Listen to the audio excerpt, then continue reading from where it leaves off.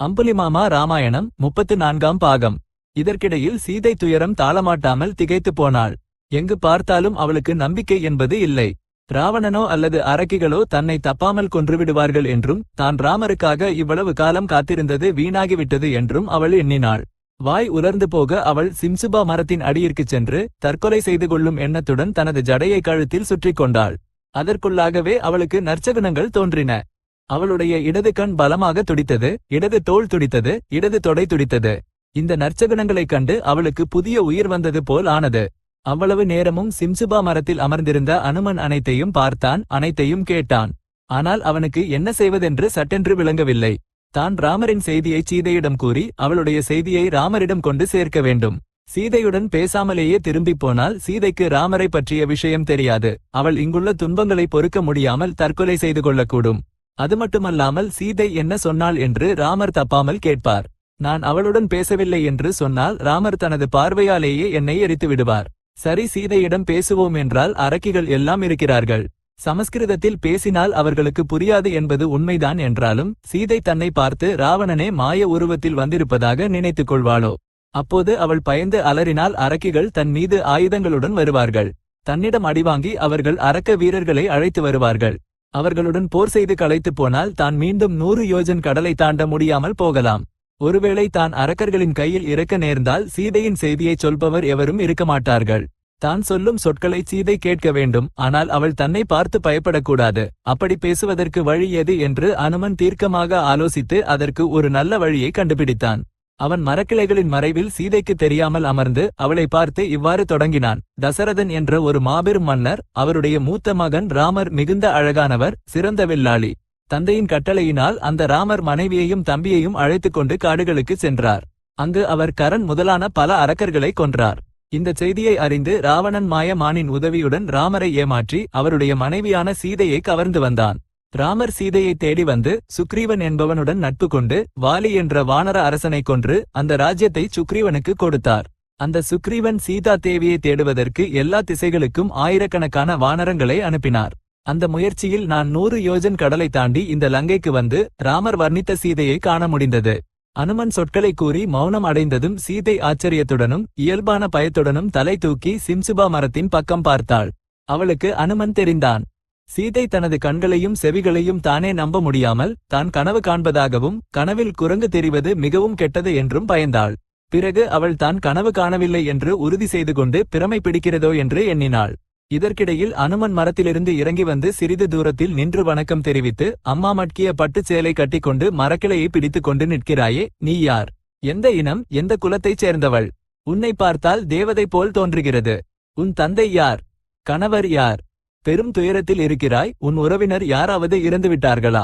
ஜனஸ்தானத்திலிருந்து ராவணனால் கவர்ந்து வரப்பட்ட சீதை நீயே என்றால் அந்த சொல்லை உடனே சொல் என்றான். சீதை அனுமனை பார்த்து, நான் தசரதரின் மருமகள், ஜனகரின் மகள், ராமரின் மனைவி. என் பெயர் சீதை என்பார்கள். நான் வாழ்க்கைப்பட வந்த 13ஆம் ஆண்டில் என் கணவருக்கு முடிசூட்டு விழா நடக்கவிருக்கையில் தசரதரின் மனைவியான கைகேயி என்பவர் ராமருக்கு பட்டாபிஷேகம் செய்தால் தான் உயிர் துறப்பதாகவும் ராமரை வனவாசம் அனுப்பிவிடுமாறும் கோரினாள். தந்தை வேண்டியதன் பேரில் ராமர் தான் பெறவிருந்த ராஜ்யத்தை திரும்பவும் தந்தையிடமே கொடுத்துவிட்டார். அவர் மரவுரி தரித்து வனவாசம் செல்கையில் என்னை அவருடைய தாயான கோசலையிடம் இருக்குமாறு சொன்னார். நான் ராமரை பிரிந்து இருக்க முடியாமல் உடன் புறப்பட்டேன். எனக்கு முன்னரே மரவுரி தரித்து புறப்பட்டார் லட்சுமணர். நாங்கள் தண்டகாரண்யத்தில் இருக்கையில் தீயவனான ராவணன் என்னை இங்கு கொண்டு வந்தான். அந்த ராவணன் என்னை இன்னும் 2 மாதங்கள் வாழ விடுவான், அதற்கு பிறகு என் உயிரை எடுப்பான் என்றாள். சீதையின் துயரத்தைக் கண்டு அனுமனுக்கும் துயரம் வந்தது. அவன் அவளுக்கு துயரம் நீங்குமாறு, சீதா தேவி ராமரின் தூதனாக நான் உன்னிடம் வந்தேன். ராமர் தனது நலத்தை உனக்குச் சொல்லி உன் நலத்தை அறிந்து வரச் சொன்னார். லட்சுமணர் உனக்கு சாஷ்டாங்க நமஸ்காரம் செய்தார் என்று சொன்னான். இந்த சொற்களை கேட்டதும் சீதைக்கு உடலெங்கும் சிலிர்த்தது. மனிதன் உயிரோடு இருக்க வேண்டுமே தவிர 100 ஆண்டுகளுக்காவது மகிழ்ச்சி கிடைக்கும் என்பார்கள். அது என் விஷயத்தில் உண்மையாயிற்று என்றாள். சீதைக்கு தன் மீது நம்பிக்கை ஏற்பட்டுவிட்டது என்று எண்ணி அனுமன் அவளை நெருங்கினான். அதைக் கண்டு சீதை, ராவணனே வானர உருவத்தில் வந்திருப்பதாக ஐயுற்று அவனிடம் அந்யோன்யமாக பேசியதற்காக பயந்து அசோக மரக்கிளையை வெட்டு தரையில் அமர்ந்துவிட்டாள்.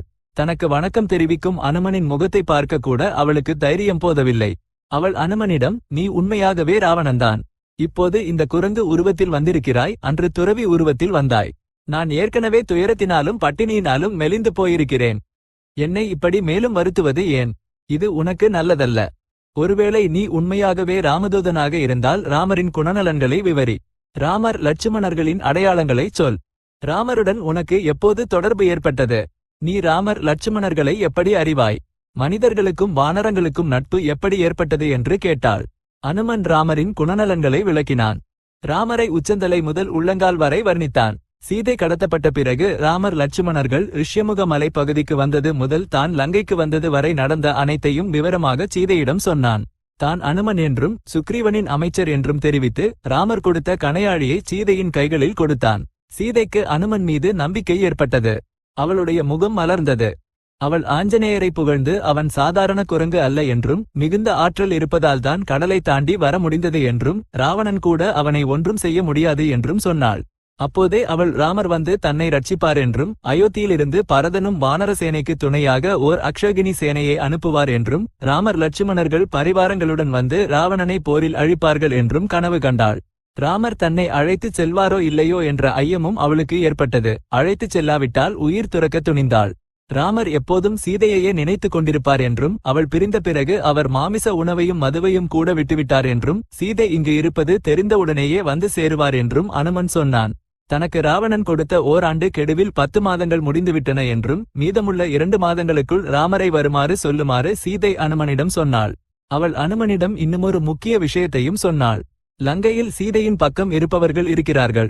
அவர்களில் விபீஷணனும் அவனுடைய மனைவியும் அவனுடைய மூத்த மகள் நலாவும் அவிந்தியன் என்ற ஓர் அரக்கனும் இருக்கிறார்கள்.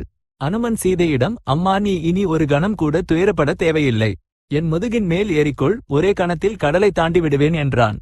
அனுமன் சிறிய உருவத்தில் இருப்பதை பார்த்து சீதை அவன் சொற்களை நம்ப முடியாமல், நீ என்னை முதுகில் ஏற்றிக்கொண்டு கடலை தாண்டுவதாவது? மொத்தத்தில் குரங்கு என்று நிரூபித்துவிட்டாய் என்றாள். இந்த சொல்லை கேட்டதும் அனுமனுக்கு அவமானமாக இருந்தது. அவன் சீதைக்கு சற்று தள்ளிச் சென்று தனது உடலை பயங்கரமாக பெருக்கினான். அவனுடைய உடல் எரிவது போல் ஒளிமிக்கதாக தெரிந்தது. சீதா தேவி உன்னை மட்டுமல்ல இந்த லங்கையையே வேரோடு பிடுங்கிக் கொண்டு போக முடியும். ஆதலால் பயப்படாமல் என் பின்னே வந்துவிடு என்றான் அவன். ஆனால் சீதை மறுப்பு தெரிவித்தாள். தன்னை முதுகில் ஏற்றிக்கொண்டு கடல் வழியாக புறப்பட்டவுடனேயே ஆயுதம் ஏந்திய அரக்கர்கள் சூழ்ந்து கொள்வார்கள் என்றும் தான் பயந்து கடலில் விழுந்துவிடக்கூடும் என்றும் அதனால் தனக்கும் அனுமனுக்கும் கூட ஆபத்து ஏற்படலாம் என்றும் ஒருவேளை அனுமன்தானே அரக்கர்கள் அனைவரையும் கொன்றாலும் அதனால் ராமருக்கு பழிச்சொல் வரும் என்றும் ஆதலால் அனுமன் உடனே திரும்பிச் சென்று விரைவாக ராமரை அழைத்து வருவதே மேல் என்று கூறினாள். அனுமன் அந்நிய ஆடவன் என்பதால் அவனுடைய உடலை தொடுவதற்கு தனக்கு மறுப்பு இருப்பதை சீதை குறிப்பாக, நான் கற்புடைய பெண், ராமரின் உடலை தவிர வேறு எவரையும் தொடமாட்டேன். ராவணனும் உன்னை தொடவில்லையா என்று கேட்பாயோ? அந்த சமயத்தில் நான் எதுவும் செய்வதற்கு வலிமையற்றவளாக இருந்தேன். மேலும் துயரத்தில் ஆழ்ந்திருந்தேன். என் கணவர் அருகில் இல்லை. அத்தகைய நிலையில் ராவணன் என்னை தொட்டான் என்றாள். அனுமன் இந்த கருத்தை புரிந்து கொண்டு, அந்நிய ஆடவனான என் முதுகில் ஏறுவதற்கு உனக்கு மறுப்பு இருப்பது முறையே. உன்னை நான் பார்த்ததற்கு அடையாளமாக ராமரிடம் கொடுப்பதற்கு ஏதேனும் கொடு என்றான். ராமருக்கு அடையாளமாக இருப்பதற்கு சீதை அனுமனிடம் ஒரு பழைய சம்பவத்தை சொன்னாள். இந்த சம்பவம் சித்ரகூட மலையின் அருகில் கங்கை கரையில் ஓர் ரிஷி ஆசிரமத்தில் சீதாராமர்கள் இருக்கையில் நடந்தது. ஒருநாள் சீதை அங்கிருந்த நந்தவனத்தில் உலாவி களைத்து போய் ராமரின் மடியில் அமர்ந்தாள். அப்போது ஒரு காகம் வந்து சீதையின் மார்பின் நடுவில் கொத்தியது. சீதைக்கு கோபம் வந்து மண்கட்டியால் அதை துரத்தினாள். ஆனால் அந்த காகம் போய்விடாமல் அடிக்கடி சீதை மீது வரத் தொடங்கியது. காகத்தினால் அவதிப்படும் சீதையை பார்த்து ராமர் கேலி செய்து கோபம் வரவழைத்து பிறகு அவளை தேற்றினார். பிறகு சீதை ராமரின் மடியில் தலை வைத்து நீண்ட நேரம் உறங்கினாள். அவள் தூங்கி எழுந்ததும் ராமர் அவளுடைய மடியில் தலை வைத்து தானும் உறங்கினார். அந்த காகம் மீண்டும் வந்து சீதையை மீண்டும் மார்பில் கொத்தி சதையை தின்னத் தொடங்கியது. அவளுக்கு பெரிய காயம் ஏற்பட்டு ரத்தம் வழிந்து ராமரும் நனைந்தார். காகத்தின் கொடுமையை தாங்க முடியாமல் சீதை ராமரை எழுப்பினாள். ராமர் விழித்தெழுந்து சீதையின் மார்பில் காயத்தை பார்த்து சினங்கொண்டு, இவ்வளவாக உன்னை காயப்படுத்திய தீயவன் யார் என்று கேட்டார். அவர் அங்கும் இங்கும் பார்க்கையில் நகங்கள் முழுதும் இரத்தத்துடன் காகம் தெரிந்தது. ராமர் தருப்பையிலிருந்து ஒரு புல்லை இழுத்து பிரம்மாஸ்திரத்தை ஜபித்தார். அந்த புல் பிரளய காலத்தீயைப் போல் ஜுவலித்துக் கொண்டு காகத்தின் மீது சென்றது. அம்புலிமாமா ராமாயணம் 34ஆம் பாகம் சம்பூர்ணம். இப்போதைக்கு ஸ்வஸ்தி.